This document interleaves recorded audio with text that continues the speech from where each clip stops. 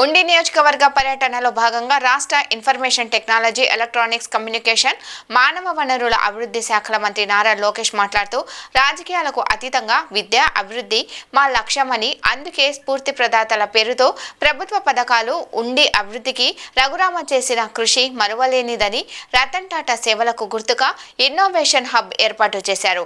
ఉండి అభివృద్ధికి RRR శక్తి వంచన లేకుండా కృషి చేస్తున్నారని, అలాగే RRR అంటే ఫైర్ బ్రాండ్, రియల్ రెస్పాన్సిబిలిటీ మరియు రెబల్ అంటూ కొనియాడారు.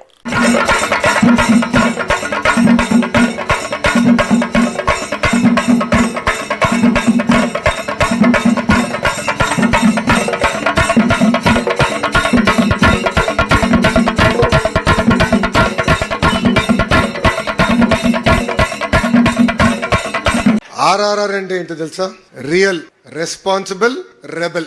రియల్ అనే విషయం ఎందుకంటే వ్యక్తిగతంగా ఇద్దరం దాదాపు ఒక దశాబ్దం పాటు కలిసి ప్రయాణం చేసాం, మిత్రులుగానే ఉండిపోయాం.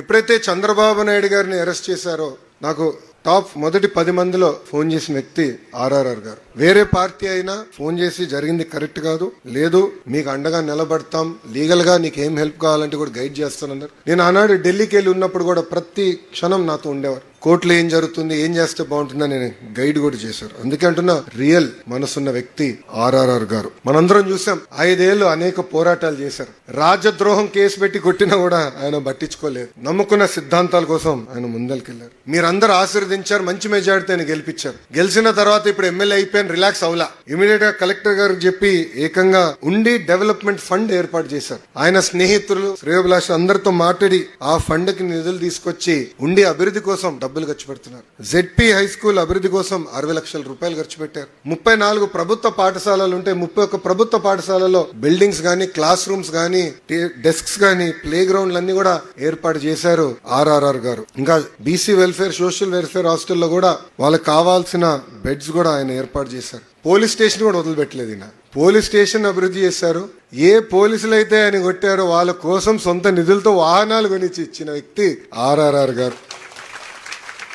డ్రైన్స్ క్లీనింగ్ కానివ్వండి, పంట కాలువల క్లీనింగ్ కానివ్వండి, సొంత నిధులతో కూడా ఖర్చు పెట్టి అభివృద్ధి చేశారు. సురక్షితమైన తాగునీరు కోసం 34 వాటర్ బెడ్ ఫిల్టర్స్ కూడా ఆయన రిపేర్లు చేయించారు. ఇంకా ఉండి టు జొలపాలెం లింక్ రోడ్ అభివృద్ధి చేసే కార్యక్రమం మొదలు పెట్టారు. దానికి రతన్ టాటా గారి పేరు కూడా ఏర్పాటు చేసిన వ్యక్తి మన RRR గారు.